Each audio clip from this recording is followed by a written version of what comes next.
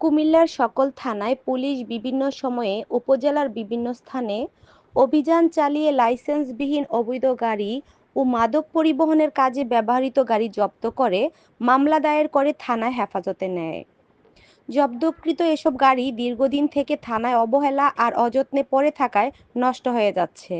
সরেজমিনে গিয়ে দেখা গেছে, কুমিল্লা কোতোয়ালি মডেল থানাধীন ছত্রখিল ফাঁড়ির এলাকায় খোলা আকাশের নিচে পুলিশের অভিযানে জব্দকৃত truck, lorry, CNG, pickup, private car ও বিভিন্ন ব্র্যান্ডের মোটরসাইকেল পড়ে আছে। রোদ বৃষ্টিতে গাড়িগুলো দিন দিন নষ্ট হয়ে যাচ্ছে। এসব গাড়ি পুলিশ বিভিন্ন সময়ে অভিযান চালিয়ে লাইসেন্সবিহীন হওয়ায় এবং অন্যান্য অভিযানে জব্দ করে থানায় নিয়ে আসে। দীর্ঘ বেশ কয়েক বছর যাবৎ এসব গাড়িগুলো বাইরে খোলা আকাশের নিচে পড়ে আছে।